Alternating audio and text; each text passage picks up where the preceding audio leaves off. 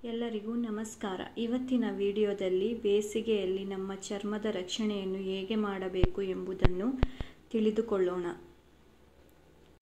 ಬೇಸಿಗೆ ಆರಂಭವಾಗಿದ್ದು ತಾಪಮಾನ ಹೆಚ್ಚುತ್ತಿದೆ. ಸೂರ್ಯನ ಯುವಿ ಕಿರಣಗಳು ತೀವ್ರವಾಗುತ್ತಿದ್ದಂತೆ ಚರ್ಮದ ಸಮಸ್ಯೆಗಳು ಕಾಣಿಸಿಕೊಳ್ಳುತ್ತವೆ.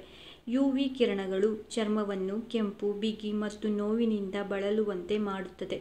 ಇತ್ತೀಚಿನ ದಿನಗಳಲ್ಲಿ ಹೆಚ್ಚಿನ ಜನರು ಸನ್ಸ್ಕ್ರೀನ್, ಶೇಡ್ಗಳು, ಕೂದಲು ಮತ್ತು ಚರ್ಮವನ್ನು ಸ್ಕಾರ್ಫ್ಗಳಿಂದ ಮುಚ್ಚಿಕೊಳ್ಳುವುದು ಮತ್ತು ಪೂರ್ಣ ತೋಳಿನ ಉಡುಪುಗಳನ್ನು ತೊಡುವಂತಹ ರಕ್ಷಣಾ ಕ್ರಮವನ್ನು ಆರಿಸಿಕೊಂಡರು. ಬಿಸಿಲಿನ ಬೇಗೆಯನ್ನು ನಿಯಂತ್ರಿಸಲು ಸಾಧ್ಯವಾಗುತ್ತಿಲ್ಲ. ಚರ್ಮ ಸುಡುವಿಕೆ ಅಥವಾ ಚರ್ಮ ಕಂದು ಬಣ್ಣಕ್ಕೆ ತಿರುಗುವುದು ಬೇಸಿಗೆಯಲ್ಲಿ ಸಾಮಾನ್ಯವಾಗಿ ಕಂಡುಬರುವಂತಹ ತೊಂದರೆಯಾಗಿರುತ್ತದೆ. ಬೇಸಿಗೆಯ ಬಿಸಿಲಿನ ಬೇಗೆಯನ್ನು ಸರಿಪಡಿಸಲು ದುಬಾರಿ ಚಿಕಿತ್ಸೆಗಳು ಅಥವಾ ಉತ್ಪನ್ನಗಳ ಬದಲು ಕೆಲವು ಅಡುಗೆ ಮನೆಯ ಪದಾರ್ಥಗಳು ಹೆಚ್ಚು ಪರಿಣಾಮಕಾರಿ ಚಿಕಿತ್ಸೆ ನೀಡಬಹುದು. ಬಿಸಿಲಿನಿಂದಾದ ಸುಟ್ಟ ಗಾಯಗಳಿಗೆ ನೈಸರ್ಗಿಕವಾಗಿ ಚಿಕಿತ್ಸೆ ನೀಡುವುದು ಅತ್ಯುತ್ತಮ ಪರಿಹಾರ ಮತ್ತು ಚರ್ಮದ ಆರೋಗ್ಯಕ್ಕೆ ಒಳ್ಳೆಯದು.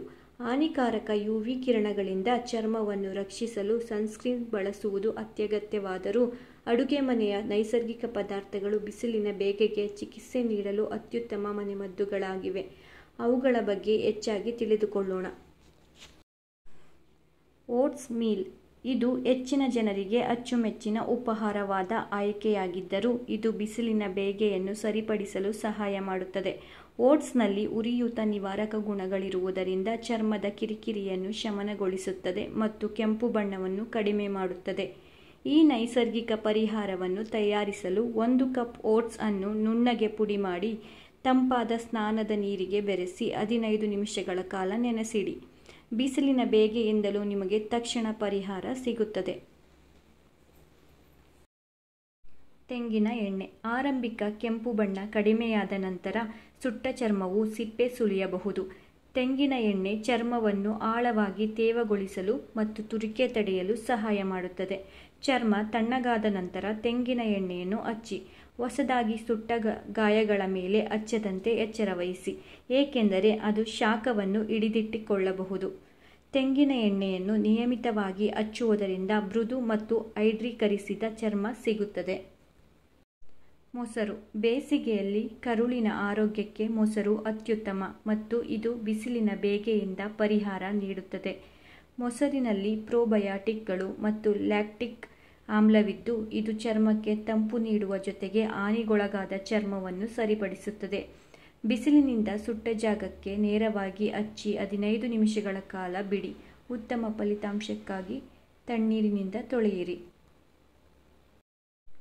ಟೀ ಬ್ಯಾಗ್ಗಳು. ಟೀ ಬ್ಯಾಗ್ಗಳು ನಿಮ್ಮ ನೆಚ್ಚಿನ ಪಾನೀಯಗಳನ್ನು ತಯಾರಿಸಲು ಮಾತ್ರ ಅಲ್ಲ. ಕಪ್ಪು ಅಥವಾ ಹಸಿರು ಟೀ ಬ್ಯಾಗ್ಗಳು ಟಾನಿನ್ಗಳನ್ನು ಹೊಂದಿರುತ್ತವೆ. ಇದು ಉರಿಯೂತವನ್ನು ಕಡಿಮೆ ಮಾಡುತ್ತದೆ ಮತ್ತು ಚರ್ಮದ ಸಮತೋಲನವನ್ನು ಪುನರ್ಸ್ಥಾಪಿಸಲು ಸಹಾಯ ಮಾಡುತ್ತದೆ. ಕೆಲವು ಟೀ ಬ್ಯಾಗ್ಗಳನ್ನು ತಣ್ಣನೆಯ ನೀರಿನಲ್ಲಿ ಅದ್ದಿ ನಂತರ ಅವುಗಳನ್ನು ಬಿಸಿಲಿನಿಂದ ಸುಟ್ಟ ಪ್ರದೇಶಗಳ ಮೇಲೆ ನಿಧಾನವಾಗಿ ಒತ್ತಿ. ಚರ್ಮದ ಮೇಲೆ ದ್ರವವನ್ನು ಹಚ್ಚಲು ನೀವು ಮೃದುವಾದ ಬಟ್ಟೆಯನ್ನು ಸಹ ಬಳಸಬಹುದು. ಇದು ತ್ವರಿತ ಮತ್ತು ಪರಿಣಾಮಕಾರಿಯಾಗಿ ಪರಿಹಾರವನ್ನು ನೀಡುತ್ತದೆ. ಜೇನುತುಪ್ಪ. ಇದು ಹಲವಾರು ಆರೋಗ್ಯ ಪ್ರಯೋಜನಗಳನ್ನು ಒದಗಿಸುವ ನೈಸರ್ಗಿಕ ಅಮೃತವಾಗಿದೆ. ಇದರ ಬ್ಯಾಕ್ಟೀರಿಯಾ ವಿರೋಧಿ ಮತ್ತು ಆರ್ದ್ರಕ ಗುಣಗಳು ಚರ್ಮವು ವೇಗವಾಗಿ ಚೇತರಿಸಿಕೊಳ್ಳಲು ಸಹಾಯ ಮಾಡುತ್ತದೆ. ಸೂರ್ಯನ ಕಿರಣಗಳಿಂದ ಸುಟ್ಟ ಭಾಗಕ್ಕೆ ಮತ್ತು ಕಪ್ಪಾದ ಚರ್ಮಕ್ಕೆ ಜೇನುತುಪ್ಪವನ್ನು ಹಚ್ಚಿ ಮತ್ತು ಅದನ್ನು ತೊಳೆಯುವ ಮೊದಲು 20 ನಿಮಿಷಗಳ ಕಾಲ ಹಾಗೆ ಬಿಡಿ. ಇದು ಜಿಗುಟಾಗಿ ಅನಿಸಬಹುದು, ಆದರೆ ಇದರಿಂದ ಉತ್ತಮ ಪ್ರಯೋಜನಗಳಿವೆ. Apple cider vinegar. Apple cider vinegar ವಾಸ್ತವವಾಗಿ ಬಿಸಿಲಿನ ಬೇಗೆಯನ್ನು ಶಮನಗೊಳಿಸುತ್ತದೆ. ಇದು ಚರ್ಮದ pH ಸಮತೋಲನವನ್ನು ಕಾಯ್ದುಕೊಳ್ಳುತ್ತದೆ ಮತ್ತು ಗುಣಪಡಿಸುವಿಕೆಯನ್ನು ಉತ್ತೇಜಿಸುತ್ತದೆ.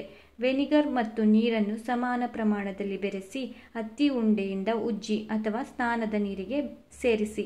ಇದು ಚರ್ಮವನ್ನು ಒಣಗಿಸಬಹುದಾದ್ದರಿಂದ ಅತಿಯಾಗಿ ಬಳಸಬೇಡಿ. ಈ ಆರೋಗ್ಯಕರ ಮಾಹಿತಿಯು ನಿಮಗೆ ಇಷ್ಟವಾದಲ್ಲಿ ಚಾನಲ್ ಅನ್ನು ಸಬ್ಸ್ಕ್ರೈಬ್ ಮಾಡಿ, ಲೈಕ್ ಮಾಡಿ, ಕಮೆಂಟ್ ಮಾಡಿ. Thank you.